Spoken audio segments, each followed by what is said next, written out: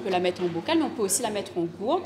Donc on peut, par exemple, de faire un format portable. Donc dans ce cas-là, on va directement mettre la purée dans ce type de gourde avec un bouchon scellé. Et en fait, il faudra le stériliser, car en fait, la citrouille n'est pas assez acide, ou à moins qu'il faut l'acidifier. Et en fait, dans ce cas-là, il faudra donc mettre dans ce type de machine, donc qui est un autoclave, qui va permettre d'avoir un barème de température et de pression adéquat pour empêcher qu'il y ait les bactéries qui se développent dans la gourde, en fait, dans le produit, et pour que ça se stabilise dans le temps et conserver à température ambiante. Donc là, on va mettre les gourdes dans cette machine-là. Cette machine va se remplir d'eau, qui va chauffer, qui va monter en pression et qui va permettre de faire une stérilisation adéquate du produit. Et comment on sait quelle température, combien de temps il faut le stériliser? Alors justement, ça c'est en amont. En fait, il existe des données de bibliographie en fait, qui peuvent exister. Donc on fait de la bibliographie en amont.